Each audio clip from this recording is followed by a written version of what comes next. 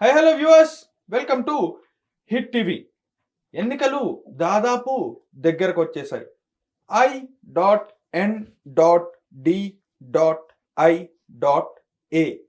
India కూటమిగా గత కొద్ది నెలల క్రితం ఏర్పడిన కూటమి ప్రస్తుతం కుక్కలు చింపిన విస్తరాకు పరిస్థితిలోకి వచ్చేసింది.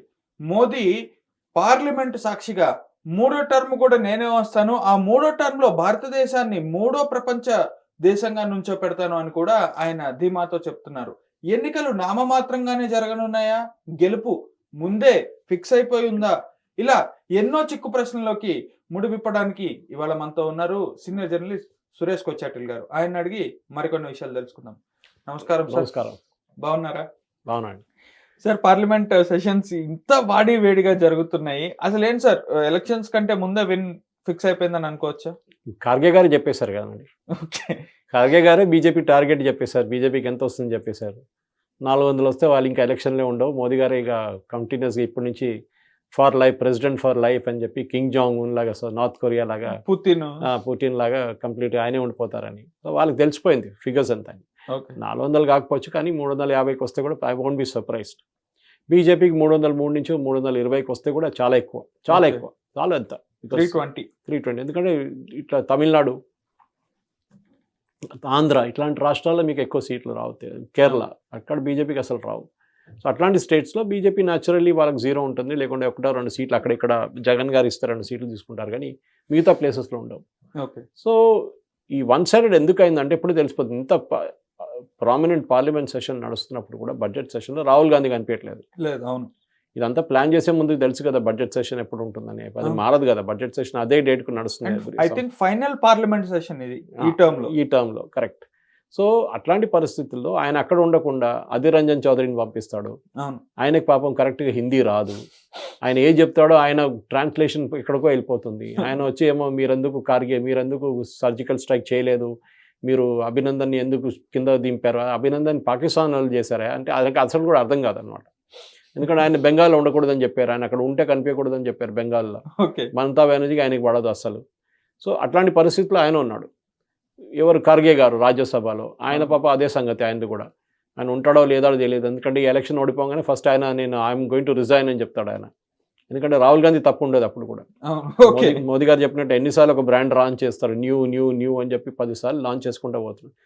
సో ఒక హంగర్ ఫర్ విన్నింగ్ లేదు. అదే మోదీ గారు నిన్న స్పీచ్లో పార్లమెంట్లో motion of thanks for president దాంట్లో చెప్పారు, మీరు ఆపోజిషన్లో కూర్చోవాలని మీరు డిసైడ్ చేసుకున్నప్పుడు నేనేం చేయలేను, మీరు అదే డిసైడ్ చేసుకున్నారు, మంచిది, మీకు ప్రజలు మీకు ఆశీర్వాదం ఇస్తారు, మిమ్మల్ని అక్కడే పెట్టుకుంటారని.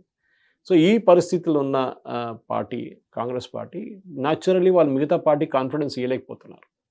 వెస్ట్ బెంగాల్లో లాస్ట్ టైం నేను మొత్తం అనలైజ్ చేసే రిజల్ట్లో కూడా 1%, 2% ఓట్లు వచ్చినాయి అక్కడిక్కడ అంతే. 2 సీట్లో వాళ్ళు గెలవచ్చు అని, అది కూడా సిపిఎం సహాయంతో గెలవచ్చు అని ఒక పొద్దు ఉండే, కానీ సిపిఎంకి మమతా బెనర్జీకి పడదు. అవును, ఓకే. అండ్ న్యాచురల్లీ వీళ్ళేమో సిపిఎంతోనే వస్తూ ఉంటున్నారు.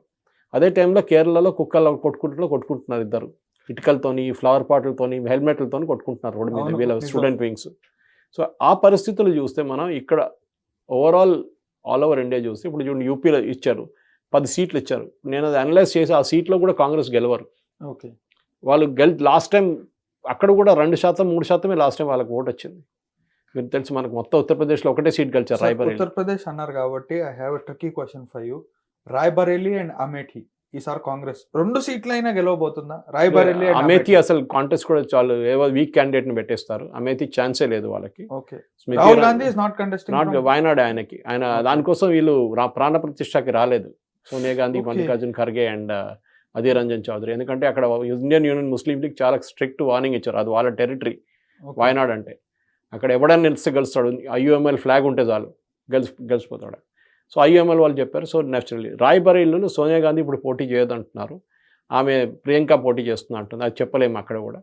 లాస్ట్ టైం ప్యూర్లీ బీజేపీ కావాలని చెప్పి వీక్ క్యాండిడేట్ని పెట్టారు, సమాజ్వాదీ పార్టీ క్యాండిడేట్నే పెట్టలేదు రాయ్బరేలీ అండ్ అమేథీ ఈ 2 సీట్లో. And in return without having an alliance Congress Akhilesh Yadav పోటీ చేసిన, ములాయం సింగ్ యాదవ్ పోటీ చేసిన 2 కాన్స్టిట్యూన్సీలు ఎవరిని పెట్టలేదు వాళ్ళు అపోజిషన్గా.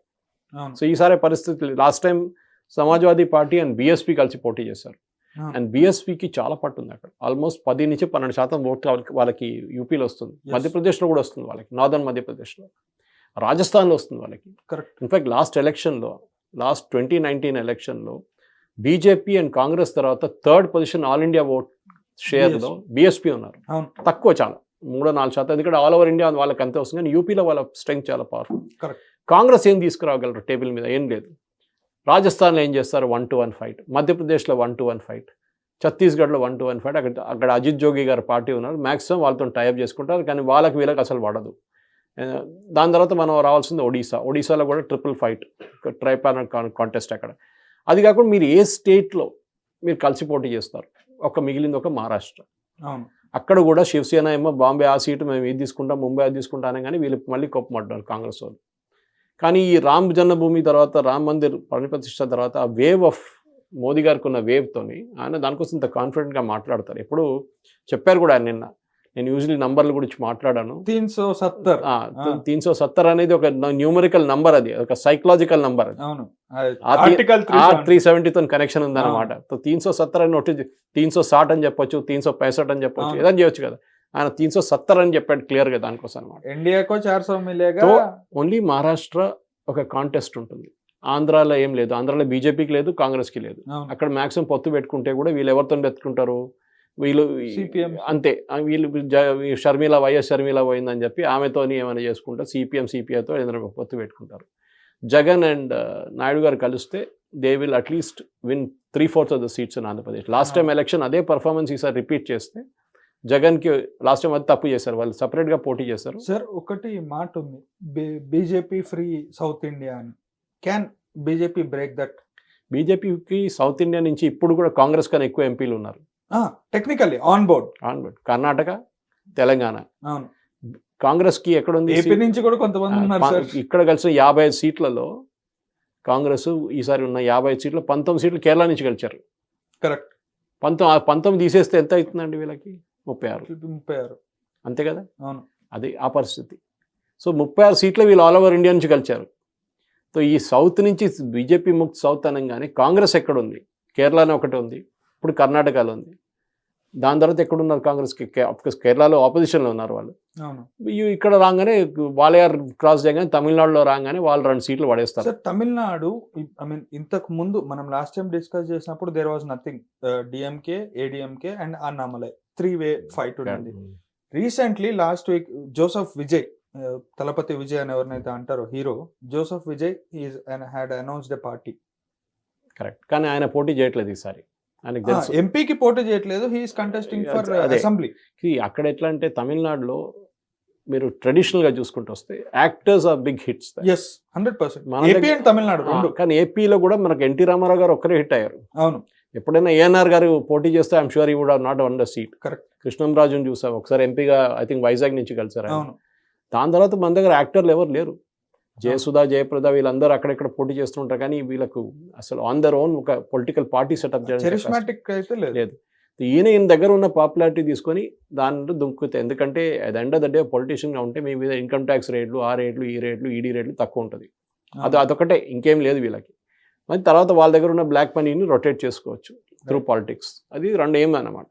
సరే విజయ్ ఏం చేయబోతున్నారో నాకు తెలియదు, కానీ అక్కడ నేను చెప్పుకోవాల్సింది ఏంటంటే, అక్కడ ట్రెడిషనలీ తమిళనాడులో బోత్ ద చీఫ్ మినిస్టర్స్, అంటే మూవీ ఫీల్డ్ నుంచి వచ్చిన ఇద్దరు, కరుణానిధిని కూడా కౌంట్ చేసుకోవచ్చు.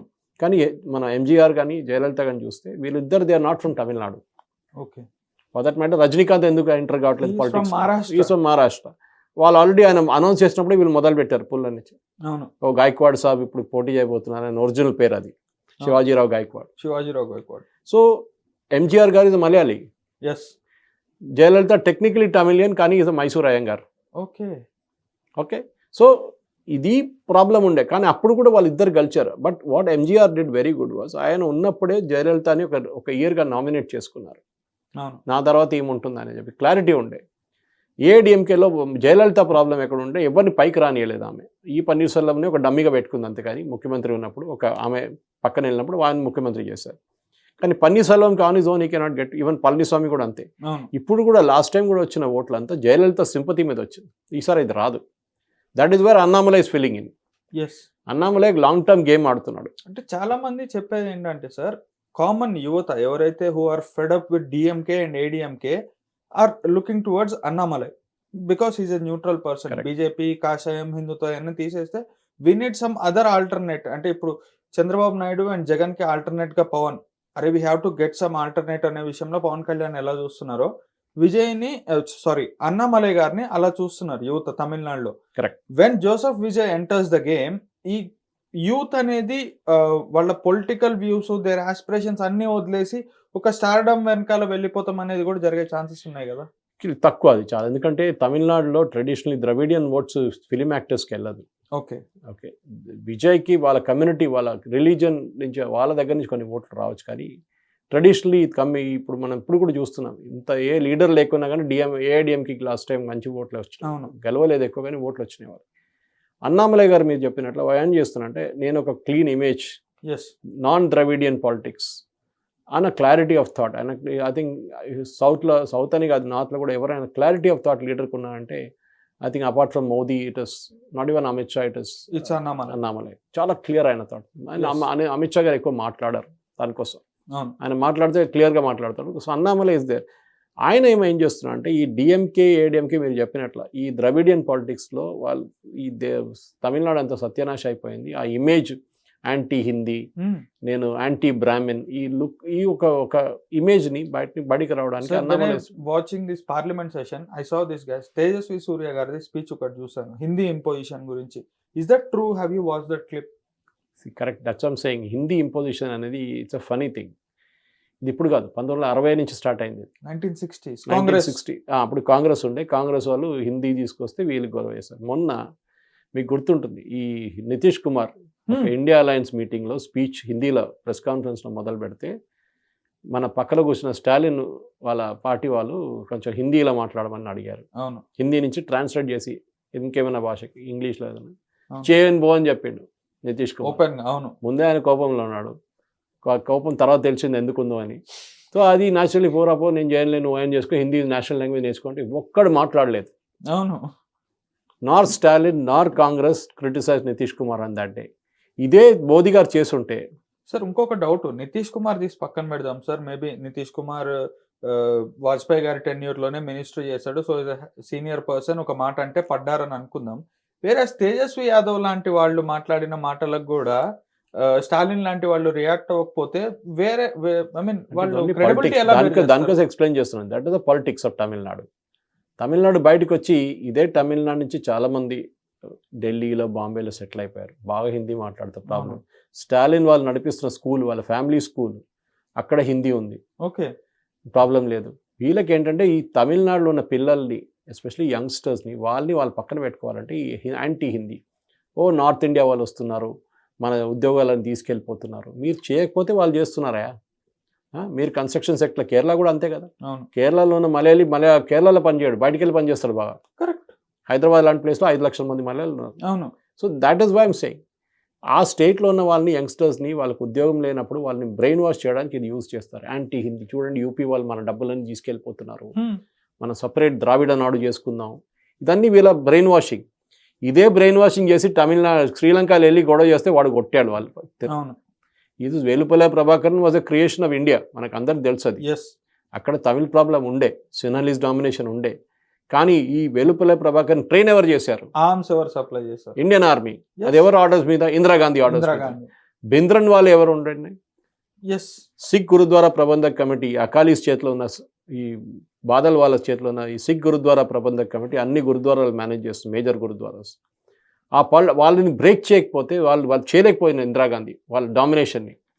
కావాలని చెప్పి ఇంకోని తీసుకొచ్చారు, రిలీజియస్ ప్రీచర్ జర్నైల్ సింగ్ బింద్రన్ వాళ్ళే రిలీజియస్ని తీసుకొచ్చి ఈ బాదల్స్ అగేన్స్ట్ పెట్టారు. ఆ తఖ్త్ మీద కూర్చోపెడతాం కూడా ఇందిరాగాంధీనే చేసిందని. సో ఈ భస్మాసుర్ ఎఫెక్ట్ అంటాను నేను ఎప్పుడు దాన్ని. లాస్ట్ లో వరం ఇచ్చిన శివుడి తల మీదనే భస్మాసుర్ చేయి తీసుకొచ్చి ట్రై చేస్తున్నాడు.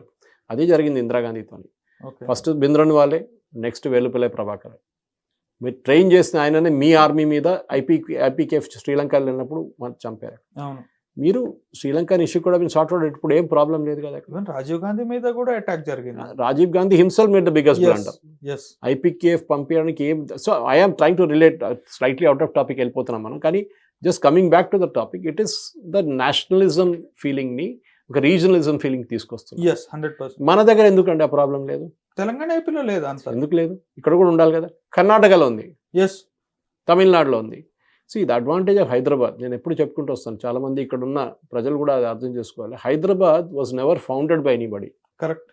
సరే, కులి కుతుబ్ షా 425 years అని చెప్పి చార్మినార్ లోపల బోర్డు కూడా పెట్టారు, కరెక్టే. దానికన్నా ముందు కూడా ఇక్కడ రాజులు ఉన్నారు. గొల్లకొండ, అది గోల్కొండ, అది గొల్లకొండ, అది గొల్లలు తీసుకెళ్లే కొండ ఉండేది. సో కానీ మేమే సెటప్ చేసాం, ఇక్కడ ఉర్దూ ఉండాలి, ఇక్కడ తెలుగు ఉండాలి, అట్లేం ఎవరు చెప్పలేదు. సో హైదరాబాద్ ఈ నిజామ్స్ అంతా అసఫ్జాయి డైనాసిటీ ఎక్కడి నుంచి వచ్చారండి? పర్షియా నుంచి వచ్చారు. సో ఇక్కడ వాళ్ళు అని చెప్పి ఎవరు లేరు. ఇక్కడ ఉన్న మరాఠీలు బికాస్ ఆఫ్ నిజాం స్టేట్ చాలా మంది మరాఠీ, కాచిగూడ ఉంది, చాలా మందికి కాచిగూడ స్పెల్లింగ్ కూడా ఎట్లా వచ్చిందని తెలియదు. కచ్చి అంటే ఫిష్, పక్కన మూసీ నది ఉండే, అక్కడి నుంచి ఫిష్ పట్టుకొని ఫిషింగ్ కమ్యూనిటీ ఉంటుండే అక్కడ.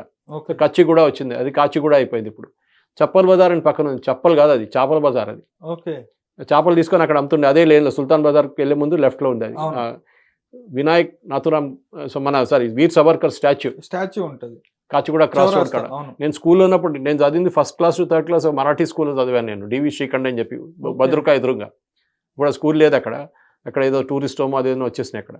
సో ఇట్లాంటి పరిస్థితుల్లో మనం చూస్తే ఈ లాంగ్వేజ్ ఫెనటిసిజం అనేది మన సౌత్లో 2 స్టేట్లో ఉన్నాయి. సో బీజేపీ ముక్త్ సౌత్ అనేది కాన్సెప్ట్ లేదు. బీజేపీ కర్ణాటకలో 20 సంవత్సరాల ముందు ఉందా? లేదు. ఎట్లా వచ్చింది అక్కడ? It rule the state, it is now in the opposition. కానీ నెక్స్ట్ టైం ఈ ఎలక్షన్ కాగానే ఓడిపోగానే నెక్స్ట్ అక్కడ మొదలైతే అక్కడ ఇంకో నితీష్ కుమార్ తయారవుతాడు, లేక ఇంకో షిండే తయారవుతాడు అక్కడ. డీకే శివకుమార్ ఉండొచ్చు, ఎవరైనా ఉండొచ్చు.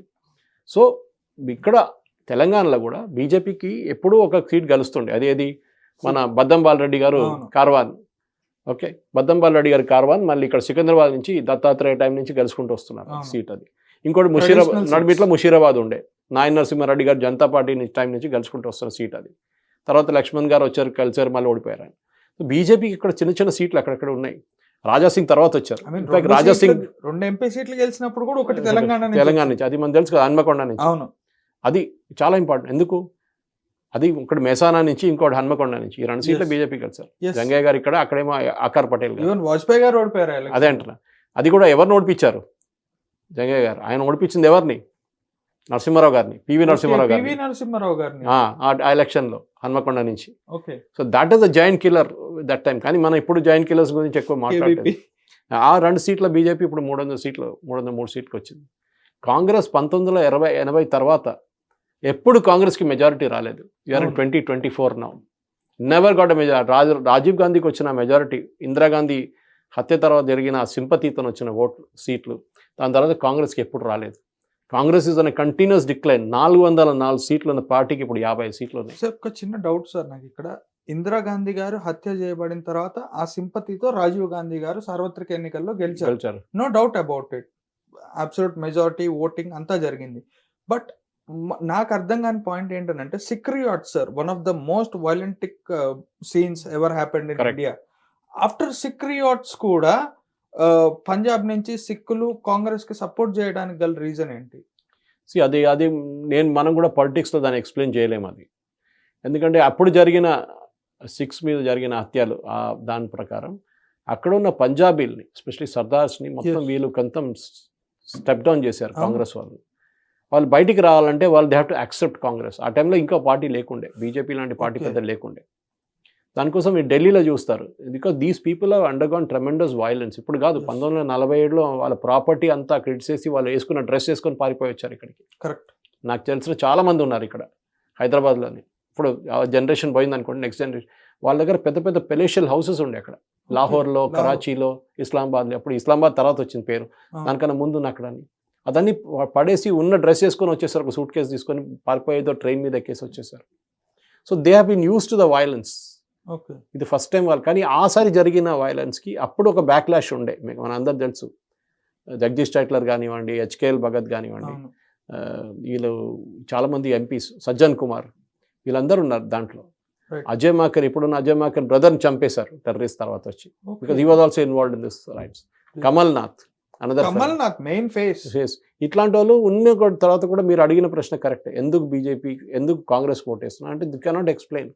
అంటే ఆ కమ్యూనిటీ ఇంత వీక్ అయిపోయిందా that they accepted okay fine matter of fact Rajiv Gandhi గారు చెప్పినట్టు పెద్ద చెట్టు పడితే భూమి కదులుతుందంట ఓ బడా వృక్ష గిరేతో when the big tree falls the earth shakes అన్నాడు yes maybe the 6 accepted that fact we don't know కానీ వాళ్ళ ఓటింగ్ ప్యాటర్న్ అట్లనే ఉంటుంది బీజేపీకి ఎప్పుడు పంజాబ్లో పట్టలేదు Shiromani Akali Dal was always senior partner just like the mistake they made in Tamil Nadu BJP ఎప్పుడు వాళ్ళ ఓన్ పార్టీని అక్కడ పెట్టుకోలేకపోయినారు వాళ్ళు ఎందుకంటే Akalis will not allow you to prosper they అదొక problem in fact Akalis are the oldest ally of BJP correct 1984లో పార్టీ ఫామ్ అయినప్పటి నుంచి Akalis are the party Shiromani Akali Dal is a part of BJP correct ఇప్పుడే బయటకు వచ్చారు మన ఈ ఫార్మ్ ఎడ్యుకేషన్ తర్వాత బయటకు వచ్చారు వాళ్ళు సో ఇప్పుడు ఆల్ ఓవర్ ఇండియా చూస్తే ఈ పరిస్థితి కాంగ్రెస్ ఎందుకు వచ్చిందంటే వాళ్ళు హిందూస్ని పక్కన పెట్టేశారు మాకు హిందువులు అక్కర్లేదు వాళ్ళు ఏం చేసుకుంటారు వాళ్ళు ఎవరికి ఓటేస్తారు మాకే ఇస్తారు కదా అని చెప్పి ఒక ఫీలింగ్ వచ్చింది ముస్లిమ్స్ని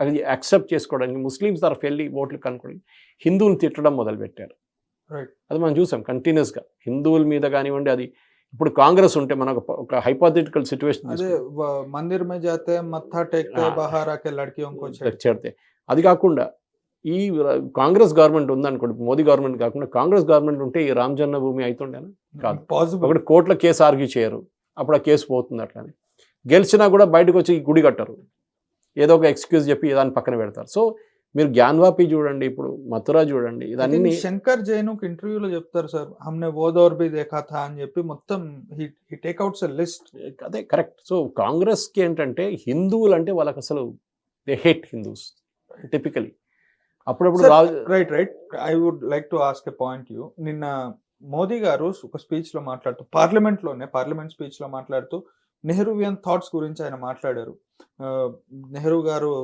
నెహ్రూజీని లాల్ కిల్లేసే కహత ఆయన లాల్ కిల్లా మీద నుంచి అన్నారు చాలా lazy mind set Indians the and I have video that ఇండియాలో షార్టేజ్ ఆఫ్ ఫుడ్ ఎందుకు వస్తుందని బీబీసీ వాళ్ళు అడిగితే బికాస్ ఇండియన్ ఈట్స్ మోర్ అది కరెక్టే ఆ ఆడియో క్లిప్ ఉంది అంటే ఇన్ఫాక్ట్ ట్విట్టర్లో ఆడియో క్లిప్ రాత్రి నుంచి వైరల్గా తిరుగుతుంది that is not a fake thing జరిగిందానే సో మనం ఏం చూడాలంటే ఈ నెహ్రూ ఇందిరాగాంధీ రాజీవ్ గాంధీ దెన్ ఇప్పుడు సోనియా గాంధీ రాహుల్ గాంధీ వీళ్ళ ఒక ఫ్యామిలీ డైనాసిటీ పాలిటిక్ అది దాని గురించి మోదీ గారు నిన్న మాట్లాడారు అప్పుడేమంటారు వీళ్ళు రాజ్నాథ్ సింగ్ కొడుకున్నాడు కదా నారాయణ రాణే కొడుకున్నాడు కదా ఇక్కడ వీళ్ళు అమిత్ షా కొడుకున్నాడు కదా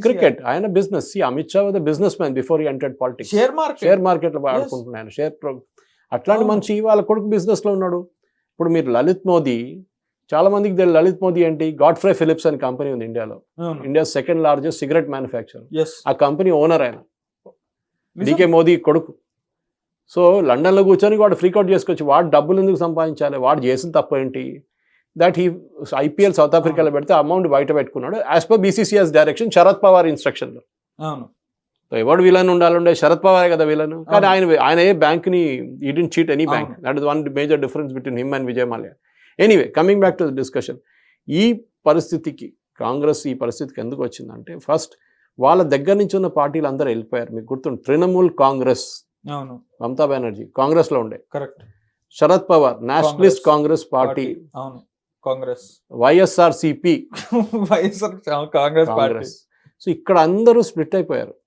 కాంగ్రెస్ నుంచి వెళ్ళిపోయారు ఎందుకంటే శరద్ పవార్ గారు అయితే సోనియా గాంధీ నోట్కి వచ్చినట్టు తిట్టాడు ఇటాలియన్ కోన్ కరేగా ఉస్కే సాత్ అయితే ఒక్కొక్కసారి అనిపిస్తుంది బాలతాబ్ ఠాక్రే చెప్పింది చాలా డిప్లొమాటిక్ గా చెప్పాడు ఈయనైతే దానికన్నా ఘోరంగా తిట్టాడు శరద్ పవార్ ఓకే కానీ ఆయన వల్ల వచ్చి సోనియా గాంధీ కాలు పెట్టుకున్నాడు ఆయన పరిస్థితి అంతే ఆయనది ఇప్పుడు చూస్తే మనం వెస్ట్ బెంగాల్లో చూడండి ఇప్పుడు at least she standing and fighting that she not fighting but ఆమె ప్రిన్సిపల్ అపోనెంట్ ఒక టైంలో కమ్యూనిస్ట్ ఉండే she never wants communist come again దానికోసం మమతా బెనర్జీ గారి మీద కమ్యూనిస్ట్ మర్డర్ అటెంప్ట్లు కూడా జరిగినాయి చాలా జరిగినాయి ఆమె మీద జరిగిన I think after Jayalalitha she was the most abused lady Jayalalitha అయితే స్టేట్ అసెంబ్లీలోనే దురై మురుగన్ ఐ మీన్ ద్రౌపదిని చీరహారం చేసినట్టు చేశాడు సో నేను ఒక నేషనల్ ఛానల్లో డిబేట్లో చెప్తే ఆ డిఎంకే ఆడు పాపం చైర్ నుంచి లేసేసాడు బయటికి ఎట్లా చెప్తారు మీరు అంటే చెప్పాను పార్లమెంట్ రికార్డులో ఉంది మీరు వెళ్ళండి చూడండి but the point is simple Congress ఈ పరిస్థితికి ఎందుకు వచ్చిందంటే one they anti Hindu attitude Congress second pro minority అంటే specially minority let me clarify Muslims okay not 6 Jain ఎవడు పట్టించుకుంటాడు వాళ్ళు చాలా చిన్న పాపులేషన్ కదా పంజాబీలు ఉంటారు 6 జైన్స్ అయితే అక్కడక్కడ డిస్ట్రిబ్యూటెడ్ ఉన్నారు. They are financially very stable come. They don't need anybody's free ఏం వాళ్ళకి అక్కర్లేదు. So who was left? Parsis, చాలా చిన్న community, again business community, they are very prosperous. ఈ ముస్లిం కమ్యూనిటీ కోసం 4% మళ్ళీ రేవంత్ రెడ్డి గారు మన ఫోటో తీసుకున్నారు. 4% రిజర్వేషన్ కావాలి, మాకు అది కావాలి, మాకు ఈ ఫండింగ్ కావాలి, ఆ ఫండింగ్. మొన్న కూడా ఒక వీడియో పెట్టారు, ఎవరు చూసుంటారు మీరు. ఈ హజ్ Revanth Reddy is the CM of Telangana who gave money to Tablighi Jamaat. అప్పుడు ఆలోచించండి, which is banned in Saudi Arabia. yes Saudi Arabia yes they are marked as a terrorist organization in Saudi Arabia. So ఇట్లాంటి పరిస్థితుల్లో ఇక్కడున్న అది మన సిద్ధరామయ్య గారు చూస్తున్నాం. అక్కడ టిప్పు సుల్తాన్ యానివర్సరీ, ట్రైన్ పేరు టిప్పు సుల్తాన్ పెట్టాలంట, ఏదేదో చేస్తారు. హనుమాన్ ఫ్లాగ్ కింద దింపేశారు. వీర్ సవర్కర్ పేరు మీద ఒక బోర్డు పెడితే Bhatkal you know is very famous place. Bhatkal brothers terrorist, they from that area, coastal Karnataka. Gokarna నుంచి కిందకి వస్తున్నప్పుడు కుండాపుర దగ్గర భట్కల్ ఉంటుంది. It's big town. And Tulu area. That area that was marked out as a terror town for some time. వీళ్ళిద్దరు అక్కడి నుంచి పోయిన తర్వాత, అక్కడి నుంచి దాని తర్వాత చాలా మంది గాయపడిపోయారు ఆ టౌన్ నుంచి. They went and joined ISI. So that is different thing altogether. But ఈ attitude, same thing in Kerala with CPM. హిందువులు వ్యతిరేకంగా శబరిమల చేశారు ఫస్ట్, మిగతా గుడుల మీద అదే చేస్తున్నారు, ల్యాండ్లు అమ్మేస్తున్నారు. సార్ కేరళ గురించి వచ్చింది, శబరిమల గురించి మీరు టాపిక్ తీశారు కాబట్టి I would like to ask you, గత 1.5 నుంచి కేరళ శబరిమల సంక్రాంతికి చాలా మంది వెళ్తారు, మకర జ్యోతి దర్శనానికి. ప్యాక్డ్ అప్ గా ఉంది భక్తులు. ఐ మీన్ ఎంత ప్యాక్డ్ అప్ అయ్యారంటే ఈవెన్ కేదార్నాథ్ కూడా సరిపోలేదు, అంత ప్యాక్డ్ అయిపోయారు. No water facility, no room staying, no nothing, worst governance అన్నట్లుగా కూడా చాలా స్వాములు చెప్పారు నాతోటి. నేను అంటున్న మాట చాలా మంది నాకు చెప్పారు. నేను బికాస్ ఐఎమ్ ఫ్రమ్ కేరళ, నేను మలయాళీ, నేను యాక్చువల్లీ తెలుగు మాట్లాడేది చాలా మంది చెప్పారు నేను కేరళ నుంచి. కానీ ఇది మా అక్కడ టీవీ ఛానల్స్ కూడా చూసాను చాలా మటుకు. లైవ్ షియర్ మిస్మేనేజ్మెంట్, ఇంకేం లేదు. Sabarimala before Covid was free any time, ఎప్పుడైనా ఎవరైనా రావచ్చు. కోవిడ్ వచ్చిన తర్వాత రెస్ట్రిక్షన్స్ పెట్టారు, ఆన్లైన్ సిస్టమ్ ఒకటి పెట్టారు. ఈ ఆన్లైన్ సిస్టమ్ పోలీసు వాళ్ళ దగ్గర ఉండేది ఈ ఇయర్ దాకా. ఈ ఇయర్ అక్కడ ఉన్న దేవస్వం బోర్డు టేక్ ఓవర్ చేసుకుంటారు, మన దగ్గర ఎండోమెంట్స్ బోర్డు లాగా. వాళ్ళు ఏం చేశారు, వాళ్ళ మనుషులు తీసుకొస్తున్నారు, వాళ్ళు విఐపీలు వీళ్ళు అని చెప్పేసి ఒక స్పాట్ బుకింగ్ అని ఒక ఫెసిలిటీ క్రియేట్ చేశారు. సో ఒక రోజుకి మన ఒక అంచనా 1,00,000 మంది వస్తున్నారు బుకింగ్ ఆన్లైన్ చేసుకొని. వీళ్ళేం చేస్తున్నారు, ఇంకొక 25,000 మందిని గుసాయించుకుంటున్నారు దీని నుంచి, స్పాట్ బుకింగ్ నుంచి. అది పోలీసు వాళ్ళ దగ్గర ఉన్నప్పుడు వాళ్ళు అలౌ చేయలేదు. అది ఈ దేవస్వం వాళ్ళు చేసినప్పుడు ఈ సిపిఎం వాళ్ళ రికమెండేషన్, వీళ్ళ రికమెండేషన్ చెప్పి వీళ్ళని తీసుకొచ్చేస్తారు 25,000. ఏమైపోతుంది, 1,00,000 మంది వెళ్ళాల్సిన సన్నిధానంకి 1,25,000 మంది వెళ్తున్నారు. ఇంకోటి ఏంటంటే this is a forest area, Periyar tiger రిజర్వ్లో ఉంది అది. So you cannot construct any solid buildings అక్కడ. తిరుమల లాగా మనం అంత పెద్ద పెద్ద క్యూ కాంప్లెక్స్లు కట్టలేము. చాలా మంది అంటారు తిరుమల నుంచి నేర్చుకోవాలి, తిరుమల కరెక్టే, కానీ Tirumala at least on the hill top మీకు ప్రాబ్లం లేదు. తిరుమల వెళ్ళే route is a forest area, okay. కానీ ఇక్కడ శబరిమల ప్రాబ్లం ఏంటంటే సన్నిధానం కూడా is a part of the Periyar tiger reserve. So as per environmental norms you cannot construct. అప్పుడు కూడా కట్టారనుకోండి గెస్ట్ హౌస్లో, అక్కడ ఇక్కడ కట్టారు, కానీ దిస్ ఇస్ షియర్ మిస్మేనేజ్మెంట్. ఎందుకంటే కమ్యూనిస్ట్ ఒకటి ఉంది, ఎట్లా గుడిల నుంచి ఎట్లా డబ్బులు గుంజుకోవాలి అదే చూస్తారు వాళ్ళు. వాళ్ళకి ఇంకేం అక్కర్లేదు. అక్కడి నుంచి వచ్చే 134 కోట్లు లేదా 150 కోట్లు ఎట్లా గుంజుకోవాలి. చాలామంది ఇక్కడి నుంచి ఎల్లోళ్ళు అన్నారు. అక్కడ ఈవెన్ ప్రసాదం కోసం, మన అరవణ పాయసం కోసం పెద్ద పెద్ద లైన్లు, ఒక షిఫ్ట్ నుంచి ఇంకో షిఫ్ట్ బ్రేక్, సాయంత్రం అంటే గంట సేపు ఎవడు ఉండాలంట కౌంటర్లో. ఇంకొకటి కూడా నేను ఇంటర్నెట్లో చూసిన sir, I felt very bad. Ayyappa Swamy ప్రసాదం టిన్నుల్లో ఇస్తారు మనకి. ఇక్కడ చాలా మంది కూడా మనకు తీసుకొచ్చి ఇస్తారు వెళ్ళిన స్వాములు. అయ్యప్ప స్వామి ప్రసాదం వాజ్ మార్క్డ్ యాజ్ హలాల్. అది ఏమైందంటే ఇట్ ఇస్ మిస్నామర్ యాక్చువల్లీ. అది అయ్యప్ప ప్రసాదం కాదు, అది గల్ఫ్లో అరవణ పాయసం చేశారు. అది అమ్మడానికి గల్ఫ్లో they put halal sign on that. So it was not, it didn't happen here. ఇక్కడ జరిగిన ఇంకో కాంట్రవర్సీ ఉండే, దాంట్లో యూజ్ చేసిన జాగరీ హలాల్ అని వచ్చింది, అది పెద్ద గొడవ జరిగింది. దాని తర్వాత అది కూడా క్లారిఫై చేశారు వాళ్ళు. అది జరుగుతుంటుంది. ఎందుకంటే మన దగ్గర ఇప్పుడు చూస్తున్నాం, నాకు డౌట్ ఉంది, తిరుమలలో కూడా చెక్ చేయాల్సి వస్తుంది ఏం అక్కడ ఎట్లా. యూపీలో యోగి ఆదిత్యనాథ్ గారు made it clear, very clear. So rest of people can do it. మళ్ళీ again it's a politics game. Halal అంటే ఎవరు, హలాల్ అంటే ఒకటే కమ్యూనిటీ వాళ్ళు హ్యాండిల్ చేయాలి ఆ ప్రోడక్ట్. అవును, అది ఎవరు, వాళ్ళే ముస్లిమ్స్. సో న్యాచురల్లీ వీళ్ళు కాంగ్రెస్ వాళ్ళకి ఓటు కావాలి, అది చేస్తారు. కానీ major issue is not that. Major issue is ఈ కమ్యూనిటీని వీళ్ళు పైకి రానియట్లేదు. It like Owaisi in the old city. Okay, వాళ్ళని మెకానిక్గా, ఏసీ మెకానిక్గా, 2-వీలర్ మెకానిక్గా, కార్లు మెకానిక్గా, ఇది ఇట్లాంటి పనులు చేయించుకుంటే, వెల్డర్లు ఇట్లాంటి పని చేయించుకుంటే కూర్చుంటారు. Educated fellow in old city, educated Muslim అక్కడి నుంచి హైటెక్ సిటీకి వచ్చేస్తాడు, లేకుంటే సికింద్రాబాద్ వైపు వెళ్ళిపోతాడు. వాడు ఉండాడు అక్కడ. అది ఓవైసీ స్ట్రాటజీ ఏంటంటే వాళ్ళు ఎడ్యుకేషన్ ఇవ్వకూడదు. పెద్ద పెద్ద మాటలు అంటాడు, మహిళలకి ఎడ్యుకేషన్ ఇవ్వాలి అది ఇది అని చెప్పేసి. రాజ్దీప్ సర్దేశాయ్ వాళ్ళ ఇంటికి వస్తే వాళ్ళ భార్యను చూపించలేదు మనిషి, ఓవైసీ అట్లాంటి మనిషి పెద్ద పెద్ద మాటలు పెద్ద అంటాడు. కానీ బిర్యానీ తయారు చేసి చాలా బాగుంది, మీ వైఫ్ని కాంప్లిమెంట్ చేద్దాం అని రాజ్దీప్ సర్దేశాయ్ చెప్పేసి మా బయట వాళ్ళకి మా వైఫ్ని చూపించమన్నారు. అట్లాంటి మనిషి, ప్రోగ్రెసివ్ థాట్. అది ఎవడన్నా బీజేపీ చేస్తే ఇంకా పెద్ద గొడవ అవుతుంది, అది అంటారు. సో లాంగ్ స్టోరీ షార్ట్, ఈ పర్టికులర్ ఎలక్షన్లో మీరు ఆల్ ఓవర్ ఇండియా చూసుకుంటే కాంగ్రెస్కి నా అంచనా ప్రకారం, and Mamata Banerjee set this, నేను ఇది 6 నెలల ముందు చెప్పాను నేను ఈ నంబర్ 40 సీట్లు. ఎందుకంటే కేరళ నుంచి 19లో ఈసారి వాళ్ళకి 8 సీట్లు వస్తుంది, 7-8 వస్తుంది. అప్పుడు తగ్గిపోతుంది కదా అక్కడ. సో 55 నుంచి it will come down to 40. Okay, ఆ 40లో మళ్ళీ పైకి వెళ్ళాలంటే కర్ణాటకలో మేబీ ఎక్స్ట్రా 2 సీట్లు రావచ్చు అంతే, ఇంకా ఎక్కడ రావు వాళ్ళకి.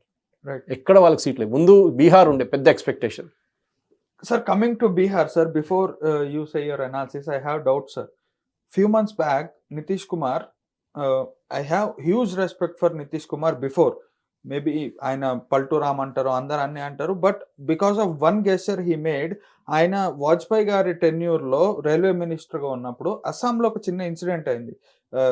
Trains di 50 members daaka chanipoyanaka and resignation ichinaru.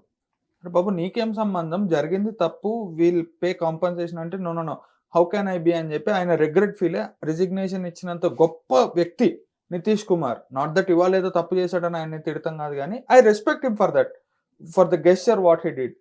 అలాంటి నితీష్ కుమార్ బీహార్ అసెంబ్లీలో నుంచొని winter, I mean I can't say that with my mouth, మీకు ఆ మాటలు గుర్తుండే ఉంటాయి. బీహార్ అసెంబ్లీలో ఆయన అంత గలీజ్ కూతలు కూసినాక కూడా how can BJP accept Nitish Kumar? పాలిటిక్స్లో చెప్తారు కదా, no permanent friends no permanent enemies అని. ఈ game was principally for 2024 elections. Okay, ఎందుకంటే బీహార్లో బీజేపీకి 20 సీట్లు తగ్గితే అది చాలా పెద్ద ప్రమాదం అవుతుండే బీజేపీ. అవును. సో షార్ట్ టర్మ్ బెనిఫిట్లో ఏం చూస్తున్నా అంటే ఎలక్షన్ కాగానే నితీష్ కుమార్ చూస్తుంది కరేపాకు పడేస్తున్నాడు, పక్కన పడేస్తారు. Right, that is all they will do Nitish Kumar. మనం మర్చిపోకూడదు, నితీష్ కుమార్ రెసిగ్నేషన్ డ్రామా అన్నారు, మీరు రిజైన్ చేశారు. లాల్ బహదూర్ శాస్త్రి గారు దానికన్నా ముందు రిజైన్ చేశారు. ఎక్కడ జరిగింది మీకు తెలుసా యాక్సిడెంట్? అది మన ఆలేరులో జరిగింది. ఓకే, తెలంగాణలో ఆలేరు, మనం బొంగికి వెళ్తే జనగాం దగ్గర, అక్కడ జరిగిన ఒక ట్రైన్ యాక్సిడెంట్లో చాలా మంది చనిపోతే లాల్ బహదూర్ శాస్త్రి గారు రిజైన్ చేశారు. Those days matter of principle ఉండే. దాని ద్వారా వచ్చిన దొంగలు మనం చూసాం, లాలూ ప్రసాద్ యాదవ్, నితీష్ కుమార్, అందరిని దొంగలని చెప్పలేం, కానీ Mamata Banerjee, these people are not. ఇప్పుడు చూడండి, that is why other day there was a beautiful video of Annamalai saying why is Modi cabinet like this. 70 నుంచి 80% మంది పొలిటీషియన్స్, 20% మంది professionals, diplomats. Nirmala Sitharaman professional, Piyush Goyal chartered accountant professional, Hardeep Singh Puri retired, Jaishankar. ఇట్లాంటి వాళ్ళు ఎందుకు తీసుకొచ్చారంటే because ఆ departments require people like that. మిగతా department water resources, Jal Shakti, అదంతా ఎవడైనా నడిపించుకుంటాడు, పొలిటీషియన్స్ కావాలి దానికి. సో 80% మందిని పొలిటీషియన్స్ పెట్టుకున్నాడు. This 20% is not touched. దానికోసం ఆ డిపార్ట్మెంట్స్ చూడండి, they been stability. And Nirmala Sitharaman 6th budget ఇది ఆమెది. బడ్జెట్ ఓకే సార్, బిఫోర్ ఇప్పుడు ఈ టెన్యూర్ మొత్తం she is full time finance minister, first finance minister, full time finance minister. Before these terms, he was full-time female home minister. Defense minister, sorry. Yeah, correct. అది that is what I'm saying. Modi గారికి professionals ఎక్కడ, and ఆవిడ ఉన్నప్పుడే ఈ Raphael deals అన్ని అప్పుడు ఆవిడ ఉన్నప్పుడేనే. ఎందుకంటే ఇట్లాంటి డిపార్ట్మెంట్స్లో కరప్షన్ ఎక్కువ అవుతుంది. పొలిటీషియన్స్ పెడితే ఒక డబ్బులు సంపాదించాలని వాళ్ళకు ఉంటుంది, భయం ఉంటుంది. అవును, మోదీ గారు ఉన్నారు కదా, తీసి పడేస్తారు, లేకుంటే జైలు వేసేస్తారని అదొక భయం ఉంటుంది.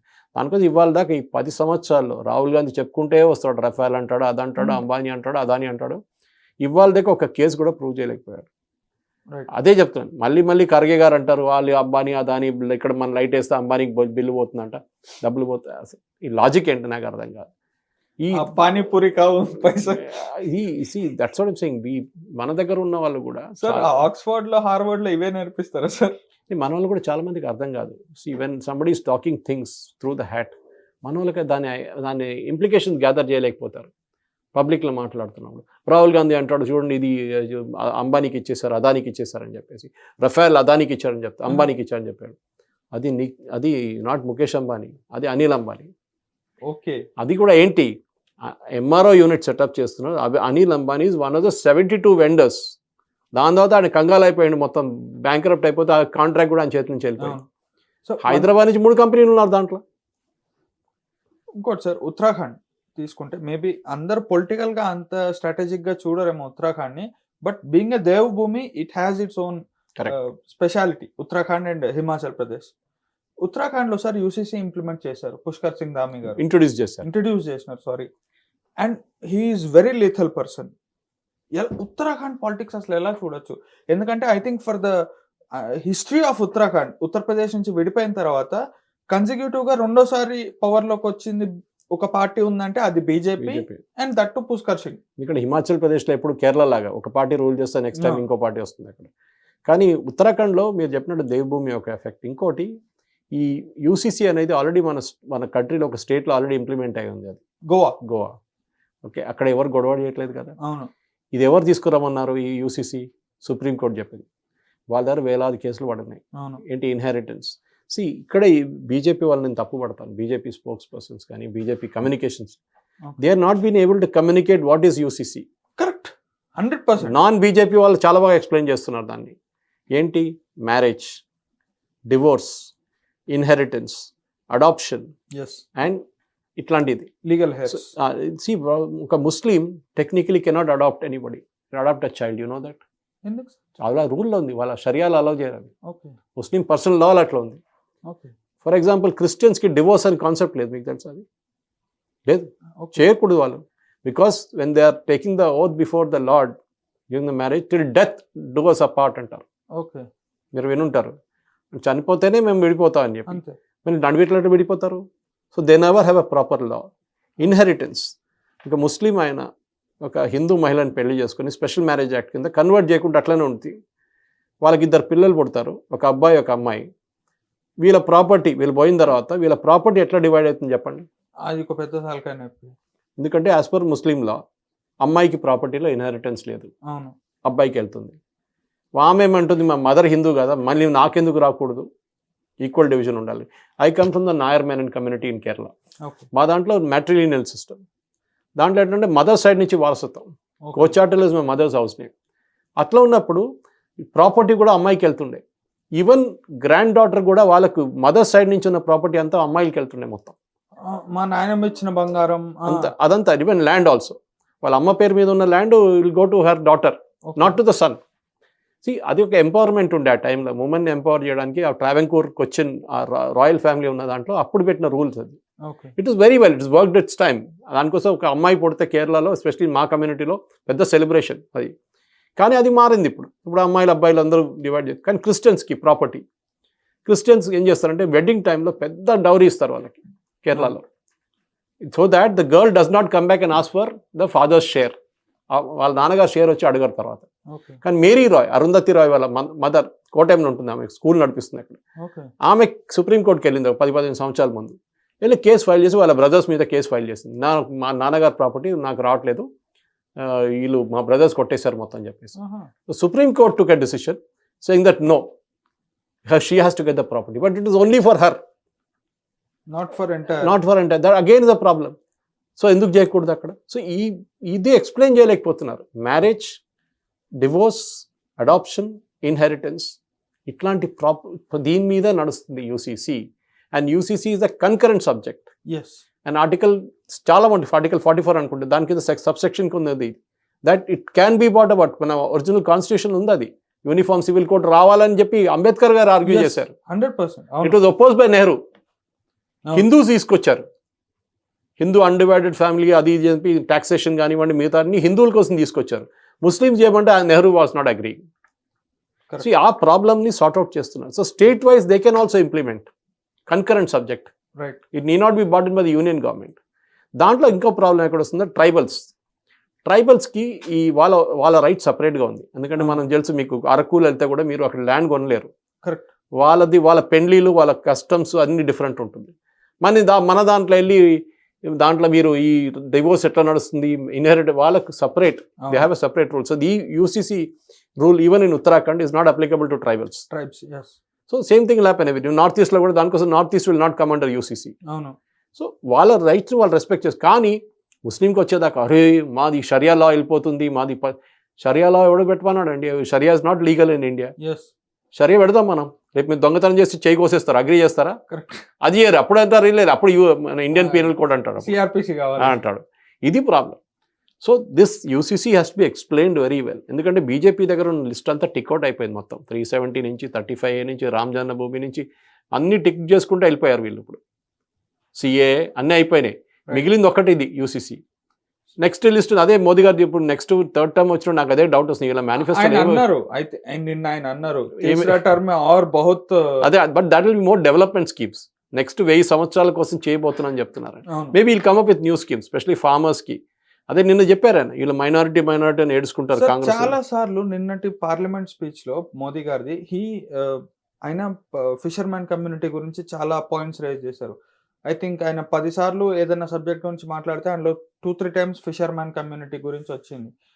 Why Modi or BJP government is more focusing on fishermen community? Because I have doubt sir.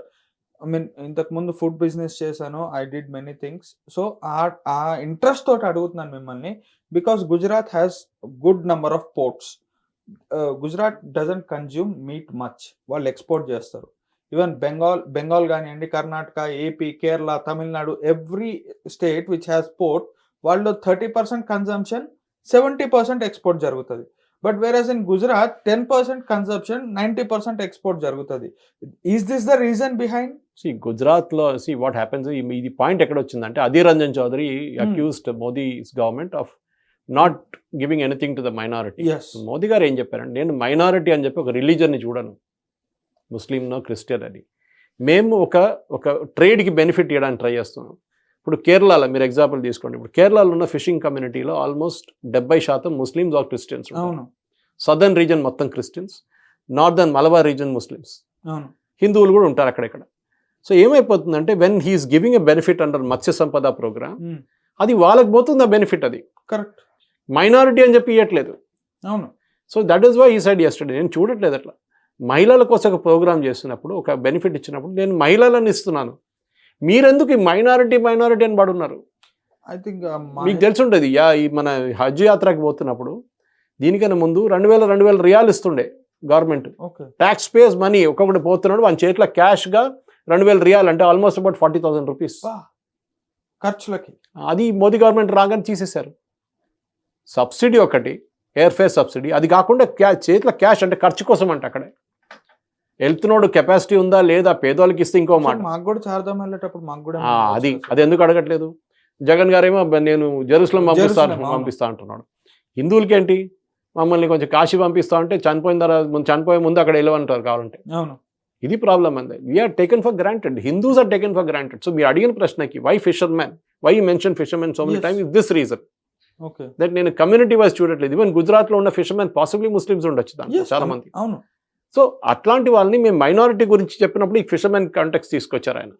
నేను అట్లా చూడట్లేదు, నేను కమ్యూనిటీ వైజ్ చూడట్లేదు. I look at us purely, మీరు ముస్లిమ్స్ క్రిస్టియన్సే మాట్లాడతారు కానీ నేను అట్లా చూడను అని చెప్పి మోదీ గారు క్లారిటీ ఇచ్చారు. That I think was excellent point.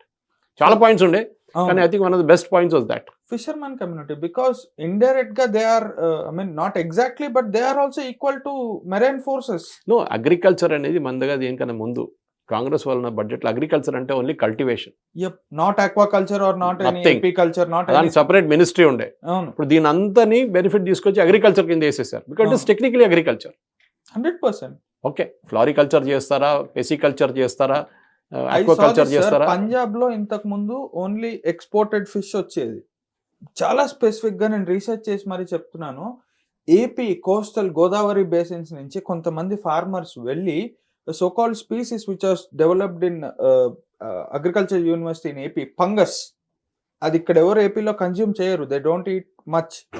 But ఆ ఫిష్ ని తీసుకెళ్లి పంజాబ్ లో కూడా ఈ ఎట్లయితే పొలాలు ఇక్కడ గోదావరిలో మనకి చేపల చెరువులు వేసుకుంటారో పంజాబ్ లో రైతులకు నేర్పించి they are making to farm fishes.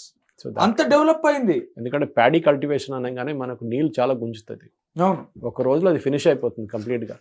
So డెఫినెట్గా we have to see that you know ఈ స్కీమ్స్ మోదీ గారు చెప్పినట్లు స్కీమ్స్ అన్ని ఒకరోజు we have to somehow finish it, we have to ensure that development goes all around. దానికోసం అని అడిగారు, మా థర్డ్ టర్మ్ ఎట్లయినా we're taking for granted now, అది 350-70 ఉంటుంది, 400 చూసుకుందాం అని చెప్పేసి.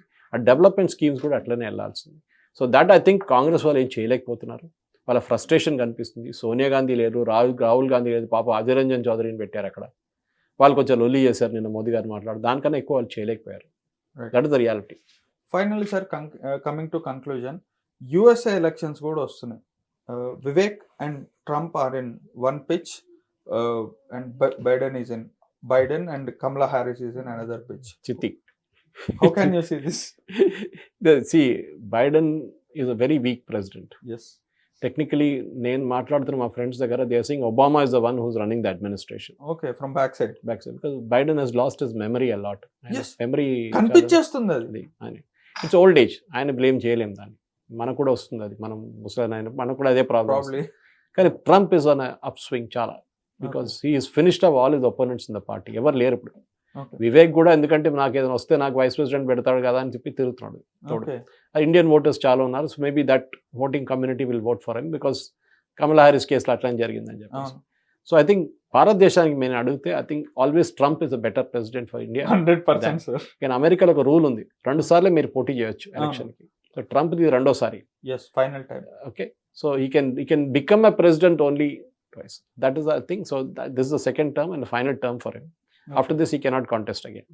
So that is the disadvantage. కానీ ఈ 4 సంవత్సరాలు ఏం చేస్తాడో అది మనం చూడాల్సింది. కానీ I'm sure that US recognizes India as a power, especially in context of China. అది చాలా ఇంపార్టెంట్. ఎందుకని అడుగుతున్నా అంటే చాలా మంది వరల్డ్ లీడర్స్ ఇప్పుడు ఐ థింక్ మొన్ననే పుతిన్ మాట్లాడారు, దానికి ముందు కూడా 2-3 మాట్లాడారు, ఇండియాకి ఎందుకు పర్మనెంట్ సీట్ ఇవ్వట్లేదు అని. ఆ పర్మనెంట్ సీట్ నేను చెప్తాను, అది ఇప్పుడు no longer can't. United Nations is a debating society. ఈ పిల్లలు మాక్ యుఎన్ అని పెట్టుకుంటారు మన దగ్గర స్కూళ్ళలో అంతా. నేను చెప్తాను ఆ యుఎన్ బెటర్ ఉంది మన రెగ్యులర్ యుఎన్ కన్నా. ఇక్కడ ఏంటి, ఓటు వేస్తాడో ఎవడో వీటో చేస్తాడు కథ. ఇవాళ దాకా చెప్పండి యుఎన్ ఏదైనా ఇంప్లిమెంట్ చేసిందా, చేయగలిగిందా? లాస్ట్ ఇరాక్లో వెపన్స్ ఆఫ్ మాస్ డిస్ట్రక్షన్, లిబియన్ డిస్ట్రాయ్ చేశాడు, సిరియాన్ డిస్ట్రాయ్ చేశాడు. ఇప్పుడు ఇజ్రాయెల్ వాళ్ళు హమాస్ మీద చేసి గాజా యొక్క రెజల్యూషన్ పాస్ చేసి ఏమైనా ఇంపాక్ట్ చేయగలరా? ఏం చేయలేరు. ఇంటర్నేషనల్ కోర్ట్ ఆఫ్ జస్టిస్ అని వాడేమని పట్టించుకోరు అక్కడ. So this is the problem. ఇప్పుడున్న యూనిపోలార్ వరల్డ్లో ఇట్ ఈస్ వెరీ క్లియర్, ఎవరి దగ్గర దమ్ముందో వాడిదే నడుస్తుంది. జిస్కి లాటి ఉస్కి బైస్ అంతే. ఇండియన్ నేవీ ఎందుకు అరేబియన్ సీలో దిగింది, ఎందుకు రెడ్ సీలో దిగింది అంటే they want to show the Gulf nation that look we are a naval power. మీ పక్కనే ఉన్నాం, just 2000 kilometers away we are there. We will rule this place, not US. US వాళ్ళు ఇవాళ ఉంటారు, రేపు వెళ్ళిపోతారు. మేము ఇక్కడే ఉంటాం మీ దగ్గర. సొమాలి పైరట్స్ని ట్యాకిల్ చేయడం కానీ, హూతీ రెబెల్స్ చేసిన ఫైరింగ్ ట్యాకిల్ చేయడానికి Indian navy is there. This is a very strong message. చాలా మంది అర్థం చేసుకుని, Jaishankar explain it very well. We have to show. ఈ షిప్పులు మనం కోస్ట్లో పెట్టుకుని ఏం చేసుకుంటాం, మార్కోస్ని ట్రైన్ చేసి ఏం చేసుకుంటాం, యూజ్ చేయాలి కదా ఎక్కడైనా వాళ్ళని. ఇప్పుడు పుటిన్ చేసినట్లనే, పుటిన్ రష్యా మీద దాడి ఎందుకు చేస్తున్నట్టే చాలా మంది అడుగుతారు. సార్ యుక్రెయిన్ ఎందుకు దాడి చేస్తాను అడిగితే, అక్కడున్న పాత బాంబులు మిసైల్ అని పనిచేస్తుందా లేదా అని తెలియకుండా వేసేసాడంట. అన్ని పనిచేస్తుంది, కొనైతే తిరిగి వచ్చినంట అక్కడ. అది కూడా ఉంది. So that is how you do it. That is after 71 till Kargil many army officers retired without fighting a war, without any badges వస్తాయి. అప్పుడు కూడా మెడల్స్ వస్తాయి వాళ్ళకి. అది ఏదైనా ఆఫ్ అండ్ ఆపరేషన్ ఉంటుంది, పరమ్ విశేష్ మెడల్స్ ఉంటుంది, సర్వీస్ మెడల్స్ ఉంటుంది. అది కాదు యాక్టివ్ ఫైట్. వార్ అనేది కార్గిల్ తర్వాత కార్గిల్కి వచ్చింది. Kargil also was full blown, not a full blown war, because Pakistan never admitted that. Just a conflict. No they never admitted their army was involved. ఒక ఆర్మీ ఉంటేనే మరి వార్ అవుతుంది. సో ఈ కాంటెక్స్లో కూడా ఇప్పుడు ఉన్న భారతదేశంకి ఉన్న ప్రెసెన్స్, మాల్డీవ్స్ కూడా చూడండి, వాడు ఫస్ట్ అన్నాడు అందరిని తీసేయాలి, ఇప్పుడు అంటున్నాడు ఒక్క యూనిట్ తీయండి ప్లీజ్ అంటున్నాడు.